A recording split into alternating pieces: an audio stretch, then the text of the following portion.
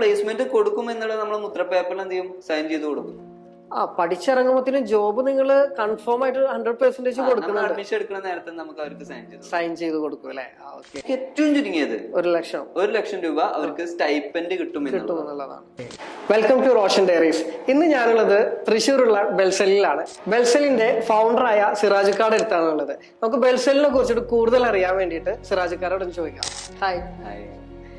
നമ്മളിപ്പോ ഇവിടെ എത്ര വർഷമായി നമ്മുടെ സ്മാർട്ട് ഫോൺ ടെക്നോളജി കോഴ്സ് തുടങ്ങിയിട്ടുണ്ട്? നമ്മൾ 6 വർഷം കഴിഞ്ഞു നമ്മുടെ ഇൻസ്റ്റിറ്റ്യൂട്ട് സ്റ്റാർട്ട് ചെയ്തിട്ട്. ഓക്കെ, 6 വർഷം കഴിഞ്ഞു അല്ലെ?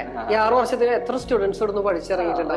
600 പേരൊക്കെ പഠിച്ചിറങ്ങി. ഇത്രയും പേര് പ്ലേസ്ഡ് ആയിട്ടുണ്ടോ? അതിൽ ഏകദേശം ഒരു 450 പേരോളം നമ്മൾ പ്ലേസ് ചെയ്തിട്ടുണ്ട്. പല ആളുകളും പഠിച്ച് ഈ ഫീൽഡ് തന്നെ വിട്ടു പോയിട്ടുണ്ടായിരിക്കും അല്ലെ? സ്വാഭാവികം, എല്ലാ ഫീൽഡും. ഇപ്പൊ അത് പഠിച്ചതല്ലല്ലോ അതില് വേറെ വിഷയമുണ്ട്.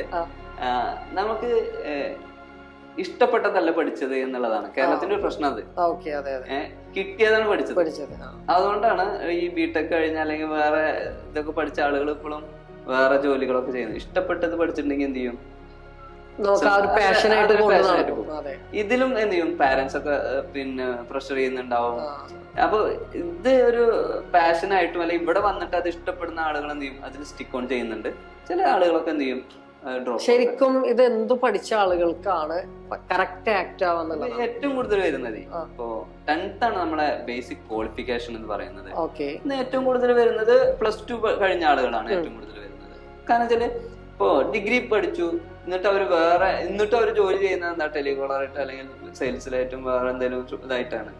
അപ്പോൾ നമ്മളിത് പഠിച്ചു കഴിഞ്ഞാൽ ഉടനെ നമ്മൾ ജോലിയാണ് ആക്കി കൊടുക്കുന്നത്. അപ്പൊ ഞാനൊരു സംശയം ചോദിക്കട്ടെ, നാട്ടിലായാലും എബ്രോഡ് ആയാലും രണ്ട് സ്ഥലത്തും സാലറി പാക്കേജിൽ ഇവർക്ക് എത്ര വ്യത്യാസം വരുന്നുണ്ട്? സ്വാഭാവികമായിട്ടും ഇപ്പോ അബ്രോഡ് പോകുമ്പോ ഒരു നാട്ടിൽ കിട്ടുന്നതിന്റെ ഒരു 4 ഇരട്ടി അവർക്ക് വ്യത്യാസം വരുന്നുണ്ടല്ലേ? ഇത് പഠിച്ചിറങ്ങി കഴിഞ്ഞൊരു വ്യക്തി ഒരു വർഷമൊക്കെ എക്സ്പീരിയൻസ് ആകുമ്പോൾ നാട്ടിൽ എത്ര സാലറി ഇവർക്ക്? നമ്മളെ ഇപ്പോ നിലവിൽ നമ്മള് 5 മാസത്തെ കോഴ്സാണ് ഇൻസ്റ്റിറ്റ്യൂട്ടിലുള്ളത്.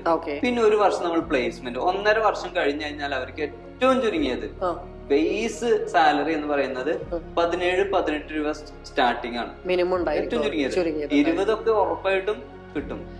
ഈ 5 മാസം കഴിഞ്ഞാല് നേരെ ഷോപ്പിലേക്കാണോ അതായത് സ്ഥാപനത്തിലേക്കാണോ അവരോ ബാക്കി പ്രാക്ടീസിന്റെ ഭാഗമായിട്ട്, അതോ ബാക്കി ഫുള്ള് ഇവിടെ തന്നെയാണോ? നമ്മുടെ ഇൻസ്റ്റിറ്റ്യൂട്ട് ട്രെയിനിങ് കഴിഞ്ഞു കഴിഞ്ഞാൽ ഉടനെ നമ്മൾ കൊടുക്കുന്നത് പ്ലേസ്മെന്റ് ആണ്, ജോലിയാണ് കൊടുക്കുന്നത്. നമ്മള് ഇവിടുന്ന് 5 മാസത്തെ ഇൻസ്റ്റിറ്റ്യൂട്ട് ട്രെയിനിങ്ങിന് ശേഷം നമ്മൾ അവരെ ഷോപ്പിലേക്കാണ് വിടുന്നത്. ഷോപ്പിലേക്ക് വിടുന്നത് അല്ലെ? ഇവിടെ പഠിച്ചിപ്പോ ലാസ്റ്റ് ഇറങ്ങിയിട്ടുള്ളൊക്കെ നമുക്കിപ്പോ ഏതെങ്കിലും റെപ്യൂട്ടഡ് ആയിട്ടുള്ള സ്ഥാപനങ്ങൾ പറയാൻ പറ്റുന്നതുണ്ടോ? സാംസങ് അതുപോലെയുള്ള സർവീസ് സെന്ററിലൊക്കെ നമ്മള് അവിടെ കേറിയിട്ടുണ്ട് അല്ലെ? പക്ഷെ ഞാൻ അതിനോട് പറയുകയാണെങ്കിൽ ഞാൻ എപ്പോഴും പ്രിഫർ ചെയ്യാറ് ചെറിയ ഷോപ്പുകളെയാണ്. എന്താന്ന് വെച്ചാലേ അവിടെ കസ്റ്റമറിനെ ഡീൽ ചെയ്യാൻ അറിയാം. ചെറിയ ഷോപ്പ്. മറ്റേത് അവിടെ പോകുമ്പോ ഒരു ഫോൺ വരുന്നു, അത് റിപ്പയർ ചെയ്യുന്നതെന്നല്ലാതെ എന്റെ മക്കൾ ഒരു ഓൺട്രപ്രണറായി മാറണമെന്നാണ് ഞാൻ ആഗ്രഹിക്കുന്നത്. ഒരു വ്യത്യാസം എന്താന്ന് വെച്ചാല് ഇപ്പൊ ഏതെങ്കിലും ഒരു ബ്രാൻഡിലേക്ക് പോയി കഴിഞ്ഞാൽ അവർക്ക് ഏതെങ്കിലും ഡിപ്പാർട്ട്മെന്റ് മാത്രമായിട്ട് ഒതുങ്ങിപ്പോകും. ഒരു ചെറിയ സ്ഥാപനത്തിൽ കയറുകയാണെന്നുണ്ടെങ്കിൽ എല്ലാ ഭാഗങ്ങളും കൈകാര്യം ചെയ്യേണ്ടതായിട്ട് വരും. അതായത് അവിടെ പോയി കഴിഞ്ഞാല് അവിടുത്തെ പിന്നെ പർച്ചേസിങ് നോക്കേണ്ടി വരും, അവിടെ കസ്റ്റമർ ഡീൽ ചെയ്യേണ്ടി വരും, പിന്നെ അവിടെ പിന്നെ ഹോൾസെയിൽ കടയിൽ പോയിട്ട് സാധനങ്ങൾ പർച്ചേസ് ഇങ്ങനെ തുടങ്ങി ചിലപ്പോൾ ഫണ്ട് കൈകാര്യം ചെയ്യേണ്ടി വരും. ഇതൊക്കെ ചെയ്താലാണ് അവർക്ക് എന്ത് ചെയ്യാം, ഒരു ബിസിനസ് ചെയ്യാൻ പറ്റുള്ളൂ, ഫ്യൂച്ചറിൽ ചെയ്യാൻ പറ്റും. മറ്റേത് ചില്ലുകൂട്ടിലിരുന്ന് വർക്ക് ചെയ്യുക എന്നുള്ളതല്ലേ. മറ്റുള്ളവരോട് പറയാൻ അടിപൊളിയായിരിക്കും, പക്ഷെ അവർക്ക് ഉപകാരപ്പെടുന്നതായിരിക്കും ചെറിയ ചെറിയ ഷോപ്പുകളായിരിക്കും. അടുത്തൊരു കാര്യം ചോദിക്കാണെന്ന് വെച്ചാൽ ഇപ്പൊ നമ്മുടെ കേരളത്തിൽ ഒരുപാട് ഇൻസ്റ്റിറ്റ്യൂട്ടുകൾ ആയിപ്പോ ഇത് സ്മാർട്ട് ഫോൺ ടെക്നോളജീസിനൊക്കെ. അതിൽ നിന്ന് വ്യത്യസ്തമായിട്ട് നമുക്ക് എന്താണുള്ളത്? അതല്ലാതെ അവരിൽ നിന്ന് വ്യത്യസ്ത എന്ത് സർട്ടിഫിക്കേഷൻ ആണ് നമുക്ക് കൊടുക്കാൻ പറ്റാന്നുള്ളത്? അതെ, പിന്നെ ഞാൻ അതിനെ കുറിച്ച് പറയുകയാണെങ്കിൽ ഇപ്പൊ 5 മുമ്പ് ഇവിടെ വന്നപ്പോ ഇങ്ങനെ ഒരു ഇൻസ്റ്റിറ്റ്യൂട്ട് ആയിരുന്നില്ല. അല്ല, അതൊരു പഴയ വേറൊരു സ്ഥലം ഇത് തന്നെ. പക്ഷെ ഇപ്പൊ വന്നപ്പോ മൊത്തത്തിലെ ഒരു ചേഞ്ച് വന്നു. അതിന് പ്രധാനപ്പെട്ട കാരണം നമ്മള് പിന്നെ TUV സ്യൂട്ട് സർട്ടിഫിക്കേഷൻ എന്ന് പറഞ്ഞിട്ടൊരു സംവിധാനം ഉണ്ട്. TUV ഞാൻ കേട്ടിട്ടില്ല, എന്താണ് TUV? സാധാരണ ഈ ജർമ്മൻ സർട്ടിഫിക്കേഷൻ എന്ന് പറയും. ഞാൻ അതിനെ കുറിച്ച് പറയുകയാണെങ്കിലേ നമ്മൾ അവർക്ക് മെയിൽ ചെയ്തപ്പോ അവരിങ്ങോട്ട് വന്നിട്ട് പറഞ്ഞത് ഇൻഫ്ര മാറ്റണം, അതിലുപരി നിങ്ങളെ സിലബസ് മാറ്റണം, അവരെ സ്റ്റാൻഡേർഡിലേക്ക് സിലബസ് നമ്മളപ്പോ എന്ത് ചെയ്തു, അങ്ങനെയാണ് നമ്മളെ മൊത്തം സംവിധാനങ്ങള് പൊളിച്ച് നല്ല ഇൻസ്റ്റിറ്റ്യൂട്ട് തന്നെയായിരുന്നു. നമ്മളതൊക്കെ മാറ്റിയിട്ട് നമ്മുടെ സിലബസും നമ്മുടെ ഇൻഫ്രയും ഒക്കെ മാറ്റിയിട്ട് അവർ പറഞ്ഞു. അപ്പൊ ഈ കേരളത്തില് നമുക്ക് മാത്രമേ ഉള്ളൂ ഇത്തിരി പാടാണ്. പേപ്പർ വർക്കും സാധനങ്ങളും അവര് പിന്നെ ഭയങ്കരമായിട്ട് എന്ത് ചെയ്യും, ക്രോസ് ചെക്ക് ചെയ്യലും കാര്യങ്ങളും.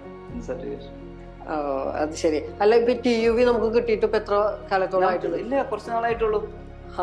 ഒരു 2 മാസമായിട്ടുള്ളൂ നമുക്ക് കിട്ടിയിട്ട്. TUV കിട്ടിയിട്ട് അതുവരെ നമ്മുടെ പഴയ സിലബസിലായിരുന്നു പോയിക്കൊണ്ടിരുന്നത്. അപ്പൊ മൊത്തത്തിൽ അപ്ഡേറ്റ് ചെയ്യേണ്ടി നമ്മളെ അതിന്റെ മെഷീനറികളും അതുപോലെ തന്നെ അതിന്റെ എക്യുപ്മെന്റ്സും നമ്മളെ പിന്നെ സിലബസിലൊക്കെ ഭയങ്കര മാറ്റങ്ങൾ വരുത്തിയാണ്. മറ്റൊരു സാധ്യത ഞാൻ നോക്കുന്നത്, ഫ്യൂച്ചർ ഇങ്ങനെ മാറിക്കൊണ്ടിരിക്കെ ടെക്നോളജി പോകുന്ന വഴി നമുക്ക് ചിന്തിക്കാൻ പറ്റുന്നില്ല. ഇനിയുള്ള കാലത്ത് നമ്മുടെ ഈ സ്മാർട്ട് ഫോൺ ടെക്നോളജി പഠിച്ചു കഴിഞ്ഞാൽ ബെനിഫിറ്റ് ഉണ്ടായിരിക്കും. കാരണം ഇപ്പൊ AI ഒക്കെ വന്ന് മെഷീനറീസ് ഒക്കെ മാറിക്കൊണ്ടിരിക്കുകയാണ്. അപ്പോ ഇനി ഇത് പഠിച്ചു കഴിഞ്ഞാൽ ഇനി വരുന്ന പിള്ളേർക്ക് ഇത് യൂസ്ഫുൾ ആണോ എന്നുള്ളതാണ്. അജുനോട് എനിക്ക് ചോദ്യം ചോദിക്കാനുള്ളത്, അജു പിന്നെ കിടന്നുറങ്ങുമ്പോ ഞാൻ എന്റെ കാര്യം പറയാം. ഞാൻ കിടന്നുറങ്ങുമ്പോ അവസാനം നോക്കുന്നത് എന്റെ ഇൻസ്റ്റാഗ്രാമില് പിന്നെ എന്റെ സ്റ്റോറി എത്ര പേര് കണ്ടു അല്ലെങ്കിൽ എന്ന് കണ്ടിട്ടാണ് എന്റെ പിന്നെ കട്ടിലിന്റെ ഹെഡിൽ എന്റെ ഫോൺ വെക്കുക. നേരം വെളുത്ത് എണീക്കുമ്പോഴും ഞാൻ അതായിരിക്കും എടുക്കണ്ടാവുക. ഫസ്റ്റ് എടുത്ത് നോക്കുക ഇൻസ്റ്റാഗ്രാമോ വാട്സപ്പോ ആയിരിക്കും. സ്വാഭാവികം, എന്റെ പ്രശ്നമാണെന്ന് എനിക്കറിയില്ല. ഞാനും അങ്ങനെ തന്നെയാണ്. അപ്പൊ മൊത്തം മനുഷ്യന്മാരങ്ങനെയാണ്. ഇതില്ലാതെ ജീവിക്കാൻ എനിക്ക് പറ്റൂല. ഇത് തന്നെയാണ് സ്മാർട്ട് ഫോൺ ടെക്നോളജിയുടെ ഏറ്റവും വലിയ പിന്നെ വിജയം എന്ന് പറയുന്നത്. അല്ലെങ്കിൽ ആവശ്യമുണ്ട്. ഇനി ഭക്ഷണം അല്ലെങ്കിലും കുഴപ്പമില്ല, ഫോണ് 10 മിനിറ്റ് നോക്കാണ്ടിരിക്കാൻ നമുക്ക് ആർക്കും പറ്റൂല എന്നുള്ളതാണ്. ഇനി ഇതിന് വലിയ പിന്നെ ചാൻസ് ആണ് ഞാൻ ചോദിക്കുന്നത്. എല്ലാവരും വീട്ടിൽ 5-8 മൊബൈൽ ഉണ്ട് അല്ലെ? ഇതെല്ലാ ആളുകളും നേരാക്കുന്നുണ്ട്. ശരിയാണ്. എന്തെങ്കിലും ചെറിയ കംപ്ലൈന്റ് വന്ന, വലിയ കംപ്ലൈന്റ് ആണെങ്കിൽ അവർ റിട്ടേൺ പോകുള്ളൂ. അല്ല എന്നുണ്ടെങ്കിൽ അവര് ഡിസ്പ്ലേ ആണെങ്കിൽ ഡിസ്പ്ലേ മാറ്റും. കാരണം വലിയ എമൗണ്ട് വെച്ച്, കാരണം പണ്ടത്തെ പോലെ അല്ലല്ലോ. പണ്ട് ഇറങ്ങിയിരുന്ന 10,000-12,000 നല്ല ഫോണൊക്കെ കിട്ടിയിരുന്നത് മാറി. കാരണം ഇപ്പൊ ക്യാമറയുടെ പിന്നാലായി, അതിലത്തെ ഫീച്ചേഴ്സിന്റെ പിന്നാലായി. അപ്പൊ 50,000, 60,000, 1 ലക്ഷം, 1.5 ലക്ഷം ആ റേഞ്ചിലാണ് ഇപ്പൊ ആളുകൾ ഫോൺ മേടിക്കുന്നത്. പിന്നെ അതിലൊക്കെ ഡാറ്റ ഉണ്ടായതുകൊണ്ടേ ഡാറ്റ ആയി കഴിഞ്ഞാൽ ഏറ്റവും കൂടുതൽ അങ്ങനെ വരുന്നത് മൊബൈലിന് വേണ്ട എനിക്ക് അതിലെ ഡാറ്റ കിട്ടണം. ശരിയാക്കാണ്ട് ഡാറ്റ കിട്ടൂലല്ലോ. അങ്ങനെ ഇഷ്ടംപോലെ വരുന്നുണ്ട്. ചിപ്പ് ലെവലൊക്കെ നമുക്ക് വരുന്നത് ഏറ്റവും കൂടുതൽ ഡെഡായ ഫോണുകൾ വരുന്നത് എവിടെ നിന്നൊക്കെ കളിച്ച ഫോണുകൾ പിന്നെ കളിച്ചു എന്ന് പറയുന്നത് ഞങ്ങളൊരു വർത്താനാണ് കേട്ടോ. എവിടൊക്കെയോ കളിച്ച് ഡെഡാക്കി കഴിഞ്ഞ ബോർഡുകൾ വന്നിട്ട് നമ്മൾ നേരായി കൊടുക്കാറുണ്ട്. പിന്നെ എനിക്ക് ചോദിക്കാനുള്ളതെന്ന് വെച്ചാല്, പലരും കോഴ്സ് എടുക്കുന്നുണ്ടാവാം, വീട്ടുകാർ ഫോഴ്സ് ചെയ്തിട്ടാവും. ചില ആളുകൾ അവർ ഇഷ്ടത്തിന് വരും. ഈ വീട്ടുകാർ ഫോഴ്സ് ചെയ്ത് വരുന്ന ആളുകൾ ഇവിടെ വന്നു കഴിഞ്ഞ് പഠിച്ചിറങ്ങിയിട്ട് അവർ ഈ ഫീൽഡിലേക്ക് ഇറങ്ങാറുണ്ടോ? അതല്ല ഇനി സ്വന്തം ഇഷ്ടത്തിന് വന്ന് പഠിച്ചിട്ട് ഈ ഫീൽഡ് ഇഷ്ടപ്പെടാണ്ട് പോവാറുള്ള ആളുകളുണ്ടോ? അതെ, ഇതില് 2 സംഗതി ഉണ്ട്. വീട്ടിൽ നിന്ന് പ്രഷർ ചെയ്ത ആളുകൾ എന്ന് പറയുന്നത് ചിലപ്പോൾ എന്ത് ചെയ്യും, സ്വാഭാവികമായിട്ടും ഡ്രോപ്പ് ഔട്ട് ഒക്കെ ആവാറുണ്ടാവും. എന്നാൽ ഇവിടെ വന്നു കഴിഞ്ഞാൽ ഇത് വളരെ രസമുള്ളതാണ്. ഈ മൊബൈലിന്റെ ഉള്ളിൽ എന്താണെന്ന് അറിയാൻ താല്പര്യമില്ലാത്ത ആളുകൾ ഉണ്ടാവില്ലല്ലോ. അത് കുത്തി പൊളിച്ചിടുന്ന് അതിന്റെ IC മാറ്റലും കാര്യങ്ങളൊക്കെ പഠിച്ചു കഴിഞ്ഞാൽ ഇത് ഇത്രയേ ഉള്ളൂ എന്ന് അവർക്ക് അറിയുമ്പോഴും അത് വർക്ക് എക്സ്പീരിയൻസിലൂടെ അവർ ഉണ്ടാക്കിയെടുക്കുന്ന അവരുടെ കഴിവ് ഇത് വല്ലാണ്ട് കുറേ പിന്നെ ഇതൊന്നും വേണ്ട, പിന്നെ കാണാതെ പഠിക്കാൻ തുടങ്ങി. 100% പ്രാക്ടിക്കലാണ്. അപ്പൊ അതുകൊണ്ട് എനിക്കൊരു സംശയമുണ്ട്. ഇപ്പൊന്ന് പറഞ്ഞാല് ഒരു വർഷം തന്നെ എത്ര മോഡൽസുകൾ ഇറക്കിക്കൊണ്ടിരിക്കുക. അടുത്ത വർഷമാകുമ്പോഴത്തേനും ഇപ്പോൾ ആപ്പിൾ ആയാലും അതേപോലെ സാംസങ് ആയാലും MI ആയാലും വിവോ ആയാലും പുതിയ പുതിയ അപ്ഡേഷൻസ് മോഡലാണ് കൊണ്ടുവന്നുകൊണ്ടിരിക്കുന്നത്. അപ്പൊ അതിങ്ങനെ മാറിക്കൊണ്ടിരിക്കുമ്പോൾ നിങ്ങൾ കോഴ്സ് എടുത്ത് പഠിച്ചു കഴിഞ്ഞാൽ ഓരോ ഫോണിനും വ്യത്യസ്ത പാർട്സും കാര്യങ്ങളൊക്കെ ആയിരിക്കില്ല. അങ്ങനത്തെ ഒരു ഇഷ്യൂ ഉണ്ടാവാറുണ്ടോ? സ്വാഭാവികമായിട്ടേ അതിന്റെ ബേസ് എല്ലാം ഒന്ന് തന്നെ, മദർ ബോർഡ് എല്ലാത്തിനും ബേസ് ഒന്നല്ല, തിരിച്ചറിയാൻ ബുദ്ധിമുട്ടുണ്ടാവില്ല. ഉദാഹരണം പറയുകയാണെങ്കിൽ 8 പണ്ട് മുതലേ ബൾബാണ് അല്ലെ, അത് കഴിഞ്ഞ് വന്ന് കുറെ മാറ്റങ്ങൾ ഉണ്ടായിട്ട്, പക്ഷെ ബേസ് ഒന്ന് തന്നെയാണ്. അതേപോലെ തന്നെ മദർ ബോർഡ് പണ്ടും ഞാൻ 2010 പിന്നെ കാലഘട്ടത്തിൽ ഈ ഫീൽഡിലേക്ക് വരുന്ന നേരത്തുള്ള ബോർഡിന്റെ വലിയ വ്യത്യാസം. ഇപ്പൊ ഡബിൾ ഡെക്കർ ബോർഡുകൾ വരുന്നുണ്ട്, ഡബിൾ ഡെക്കർ IC വരുന്നുണ്ട് എന്നല്ലാതെ വലിയൊരു മാറ്റമൊന്നുമില്ല. എനിക്ക് വേറെ ചോദ്യം ചോദിക്കാനുള്ളത്, ചില ആളുകൾ ഇതൊന്നും പഠിക്കാതെ വല്ല സ്ഥാപനങ്ങളിൽ വർക്ക് ചെയ്യാൻ കയറിയിട്ടുണ്ടാവും. അപ്പൊ അവർക്ക് കൂടുതലൊന്നും അറിയില്ല, ചെറിയ കാര്യങ്ങൾ പഠിച്ചിട്ടായിരിക്കും ഉണ്ടാവുക. അവർക്ക് ആയിട്ട് എന്തെങ്കിലും സ്പെഷ്യൽ ടൈമിംഗ് കോഴ്സോ, അതായത് വർക്ക് ചെയ്തുകൊണ്ടിരിക്കുന്ന സമയത്തോടെ വന്നിരുന്ന് പഠിക്കാനുള്ള എന്തെങ്കിലും അവസരങ്ങളോ? ഇഷ്ടംപോലെ എൻക്വയറി ഉണ്ട്. അങ്ങനെ ഉണ്ടോ അല്ലെ? ഇഷ്ടംപോലെ എൻക്വയറി ഉണ്ട്. അതില് ഷോപ്പില് കയറും, അതായത് സെയിൽസ്മാൻ ആയിട്ടും കയറി ഉണ്ടാവാം. അപ്പൊ അവന് താല്പര്യം കൊണ്ട് എന്ത് ചെയ്യും, ഡിസ്പ്ലേ, ടച്ച്, ബാറ്ററി ഇതൊക്കെ മാറ്റിയിട്ടുണ്ടാവും. പക്ഷെ എന്ത് ചെയ്യില്ല, നമ്മളെ സെക്കൻഡ് മൊഡ്യൂൾ മാത്രമേ അറിയുള്ളൂ. ഫസ്റ്റും തേർഡും ഫോർത്തും മൊഡ്യൂളുകൾ അറിയില്ല. നമ്മളങ്ങനെ വരും, നമ്മൾ അവൻ എന്ത് ചെയ്യും, ഒരു മാസത്തെ നമ്മൾ പഠിപ്പിക്കേണ്ടതില്ലല്ലോ, ആ ഒരു മാസത്തെ ഫീസ് നമ്മൾ കുറച്ച് കൊടുത്തിട്ട് നമ്മള് കയറ്റിയാണ് പഠിപ്പിക്കാറ്. അങ്ങനെ പഠിപ്പിക്കാറുണ്ട്. അങ്ങനത്തെ ആൾക്കാരെ ഭയങ്കര ഇഷ്ടമാണ്. കാരണം വെച്ചാല് അവര് ആഗ്രഹം കൊണ്ടാണല്ലോ വരുന്നത്. സ്പീഡില് അവർക്ക് അറിയാം എങ്ങനെ കസ്റ്റമർ ഡീൽ ചെയ്യണമെന്നൊക്കെ അറിഞ്ഞിട്ടുണ്ടാവും. പിന്നെ ഇതുപോലെ ഇത് പഠിക്കാൻ ആഗ്രഹിക്കുന്നവരോട് എന്തെങ്കിലും പറയാനുണ്ടെങ്കിലും പറയാം. പഠിക്കാൻ ആഗ്രഹിക്കുന്ന ആളുകൾ എന്ന് പറയുമ്പോ എനിക്ക് അവരെന്തൊക്കെ ശ്രദ്ധിക്കണം, അതല്ലാന്നുണ്ടെങ്കിൽ ഇതിൽ ആരും വരണ്ട. അതായത് വെറുതെ വീട്ടുകാരെ കാശ് കളയാൻ വേണ്ടിട്ട് അങ്ങനെ വരുന്ന ആളുകളുണ്ട്. നിങ്ങൾ വന്നു കഴിഞ്ഞപ്പോ ഞാൻ അങ്ങനെ അതിന് പറയുകയാണെങ്കിലേ, ഇത് അത്ര വലിയ ബുദ്ധിമുട്ട് പഠിക്കാനൊന്നുമില്ല. ഒക്കെ 100% പ്രാക്ടിക്കലാണ്. TV സെഡ് അല്ലാതെ വേറെ ഏതൊക്കെ ടൈപ്പ് സർട്ടിഫിക്കേഷൻ നമുക്ക് ഉണ്ടെന്നുള്ളതാണ് അടുത്തത്. നമുക്ക് സർട്ടിഫിക്കേഷനെ കുറിച്ച് പറയുമ്പോഴേ നമ്മൾ ആദ്യം സിലബസിനെ കുറിച്ച് ഒന്ന് ജസ്റ്റ് സൂചിപ്പിക്കേണ്ടി വരും എന്നുള്ളതാണ്. സിലബസ് നമ്മുടെ ഒരു ഇൻസ്റ്റിറ്റ്യൂട്ടിൽ ഇങ്ങനെ പറയില്ല ഏതൊക്കെയാണ്. നമ്മൾ ഒന്നാമത്തെ മൊഡ്യൂള് കൈകാര്യം ചെയ്യുന്നത് സോഫ്റ്റ്വെയർ, അതിനെ കുറിച്ച് പറയേണ്ട കാര്യം. രണ്ടാമത്തെ മൊഡ്യൂൾ എന്ന് പറയുന്നത് നമുക്കറിയുന്ന കുറെ കംപ്ലൈന്റുകൾ ഉണ്ട്. ചാർജിങ്ങിന്റെ കണക്ടർ മാറ്റുക, ബാറ്ററി മാറ്റുക, സിം മാറ്റുക, സിമ്മിന്റെ ട്രേ മാറ്റുക, ചാർജിങ്ങിന്റെ ട്രേ മാറ്റുക, സ്പീക്കർ, റിംഗർ, ഓൺ ഓഫിന്റെ സ്വിച്ചുകൾ, ഇങ്ങനത്തെ സാധനങ്ങളൊക്കെ മാറ്റുക എന്നുള്ളതാണ് രണ്ടാമത്തെ മൊഡ്യൂൾ പഠിപ്പിക്കുന്നത്. മൂന്നാമത്തേത് എന്താണെന്ന് വെച്ചാല്, മൂന്നാമത്തെ മൊഡ്യൂളില് നമ്മൾ ഈ ചാർജിങ്ങിന്റെ കണക്ടർ മാറ്റിയിട്ട് ചാർജ് കയറാതിരിക്കുക, മൈക്ക് പുതിയത് വെച്ചിട്ടും ഹലോ എന്ന് പറഞ്ഞപ്പോ കേൾക്കാതിരിക്കുക, റിംഗർ പുതിയ വെച്ചിട്ടും പാട്ട് കേൾക്കാതിരിക്കുക. ഇതൊക്കെ തേർഡ് മൊഡ്യൂൾ നമ്മൾ പഠിപ്പിക്കുന്നത് എന്ന് പറഞ്ഞു കഴിഞ്ഞാല് ചിപ്പ് ലെവലാണ്. മനസ്സിലായോ? ഇതിന് കുറച്ച് കാര്യങ്ങളുണ്ട്. സെക്ഷൻസ് എന്നാ പറയാ. Mic section, ringer section, charging section, അതുപോലെ തന്നെ ഓൺ ഓഫ് സെക്ഷൻ, ഇങ്ങനെ സെക്ഷൻസാ പറയാ. നാലാമത്തെ മൊഡ്യൂള് നമ്മൾ പഠിപ്പിക്കുന്നത് എന്താ വെച്ചാല്, ഒരു എല്ലാ സർവീസ് സെന്ററിനും കൊടുത്തു കഴിഞ്ഞാൽ ഇത് ഡെഡായി അല്ലെ, ഡെഡായി എന്ന് പറയും. ശരിയാക്കാൻ പറ്റൂലല്ലോ, ശരിയാക്കാൻ പറ്റും. അതാണ് നമ്മൾ നാലാമത്തെ മൊഡ്യൂൾ പഠിപ്പിക്കുന്നത്. CPU reballing, double decker IC, sandwich board, ഇതൊക്കെ എങ്ങനെയാണ് റീബോൾ ചെയ്യുക, എങ്ങനെ സൊല്യൂഷൻ കണ്ടെത്തുക. സംശയം ചോദിക്കട്ടെ, ഇപ്പൊ അതിന്റെ ഉള്ളിൽ ചിലത് ഷോർട്ടായി കത്തി പോവുകയൊക്കെ ചെയ്യില്ലേ, ചില കമ്പോണൻസ്, ഇതൊക്കെ അത് നമുക്ക് റീപ്ലേസ് ചെയ്യാൻ പറ്റും, ശരിയാക്കി എടുക്കാൻ പറ്റും. അപ്പൊ നമ്മള് പഠിച്ചിറങ്ങിയ ഒരു സ്റ്റുഡന്റ് ഒരു സ്ഥാപനത്തിൽ ഒരു വർഷമൊക്കെ വർക്ക് ചെയ്ത് കഴിയുമ്പോൾ അവർക്ക് ഈ പറഞ്ഞത് പറ്റുമോ ഇല്ലേ, അതല്ലെങ്കിൽ അവർ അത് കഴിഞ്ഞിട്ട് വേറൊരു ട്രെയിനിങ് എടുക്കേണ്ടതായിട്ട് വരും? ഇല്ല, നമ്മള് ഈ 5 മൊഡ്യൂൾ കഴിഞ്ഞ് കഴിഞ്ഞാൽ നമ്മൾ എന്ത് ചെയ്യും, അവർക്ക് പ്ലേസ്മെന്റ് ആണ് കൊടുക്കുന്നത്. അത് പ്ലേസ്മെന്റ് കൊടുക്കും എന്നുള്ളത് നമ്മൾ മുദ്ര പേപ്പറിൽ എന്ത് ചെയ്യും, സൈൻ ചെയ്ത് കൊടുക്കും. പഠിച്ചിറങ്ങുമ്പോഴത്തേനും ജോബ് നിങ്ങൾ കൺഫേം ആയിട്ട് 100% കൊടുക്കുന്നുണ്ട്. അഡ്മിഷൻ എടുക്കുന്ന നേരത്തെ നമുക്ക് അവർക്ക് സൈൻ ചെയ്ത് കൊടുക്കും അല്ലെ? ഇത് പഠിച്ചിറങ്ങി കഴിഞ്ഞു കഴിഞ്ഞാല് നമ്മൾ അവർക്ക് ഒരു മിനിമം ഇത്ര പൈസ എന്നല്ല, ഒരു ഇത്ര തുക എന്നല്ല, നമ്മൾ ഇത്ര പൈസ നിങ്ങൾക്ക് ചുരുങ്ങിയത് കിട്ടും എന്ന് പറഞ്ഞിട്ട് നമ്മൾ അവർക്ക് മുദ്രവയ്പുള്ള ഒപ്പിട്ട് കൊടുക്കുന്നത്. അത് 1 lakh ആണ്. ഏറ്റവും ചുരുങ്ങിയത് 1 ലക്ഷം രൂപ അവർക്ക് സ്റ്റൈപ്പൻഡ് കിട്ടും എന്നുള്ളതാണ്. അതുപോലെ തന്നെ ഇതിന്റെ ഈ 5 മാസത്തിന്റെ ഉള്ളിൽ ഈ സ്മാർട്ട് ഫോൺ ടെക്നോളജി മാത്രമല്ല നമ്മൾ കൊടുക്കുന്നത്, നമ്മള് ലാപ്ടോപ്പ് ചിപ്പ് ലെവൽ കൊടുക്കുന്നുണ്ട്. കെൽട്രോൺ ആണ് കൈകാര്യം ചെയ്യുന്നത് certification. Laptop chip level service കൊടുക്കുന്നുണ്ട്. അത് കെൽട്രോൺ ആണ് കൈകാര്യം. കെൽട്രോൺ കേട്ടിട്ടുണ്ടാവുമല്ലോ, കേരള ഗവൺമെന്റ്. അതുപോലെ തന്നെ വേറെ സർട്ടിഫിക്കേഷൻ NSDCയുടെ ആണ്. കേന്ദ്ര ഗവൺമെന്റിന്റെ അംഗീകാരമുള്ള സർട്ടിഫിക്കേഷൻ ആണ്. 4ാമത് സർട്ടിഫിക്കേഷൻ കൊടുക്കുന്നുണ്ട്. നമ്മളെ ഇൻസ്റ്റിറ്റ്യൂട്ട് ISO സർട്ടിഫൈഡ് ഇൻസ്റ്റിറ്റ്യൂട്ടാണ്.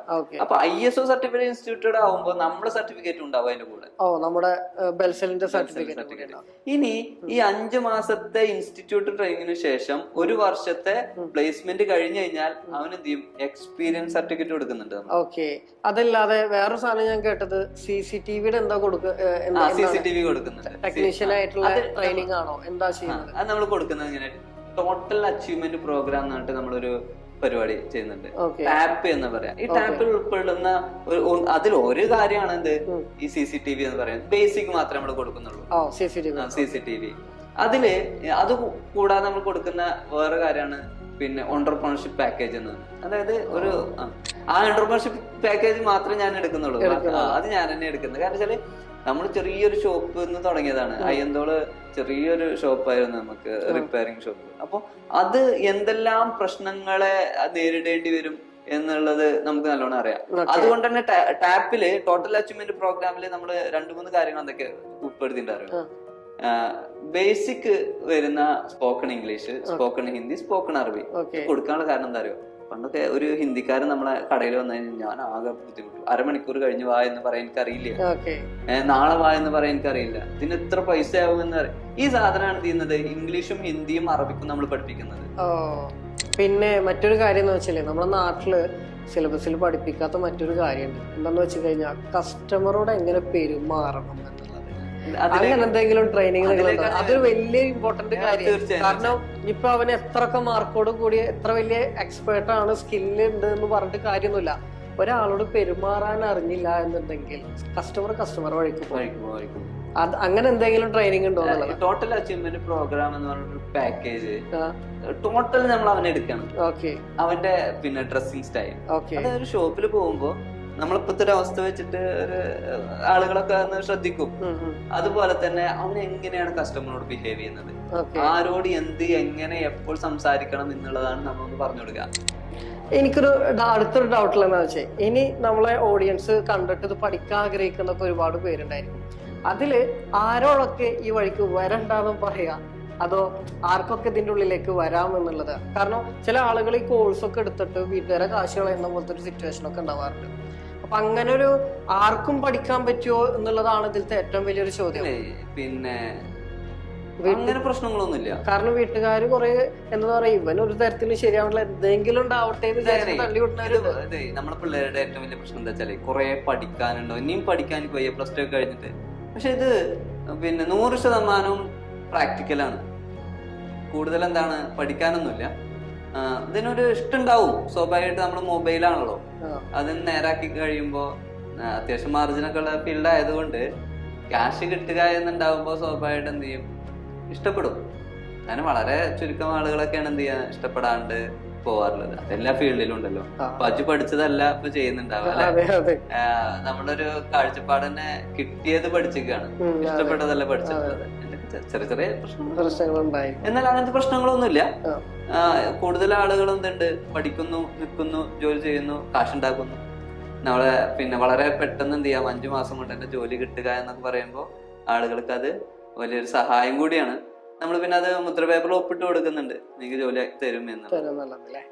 അപ്പോ ഞങ്ങൾ വൈൻഡപ്പ് ചെയ്യാണ്. അപ്പൊ കൂടുതൽ ഡീറ്റെയിൽസ് അറിയാൻ വേണ്ടിയിട്ട് നമ്മുടെ കോൺടാക്ട് നമ്പർ ബെൽസെല്ലിന്റെ ഇതിന്റെ ഉള്ളിൽ കൊടുക്കുന്നുണ്ട് കേട്ടോ. താല്പര്യമുള്ളവർക്ക് ഇവരെ കോൺടാക്ട് ചെയ്യാം.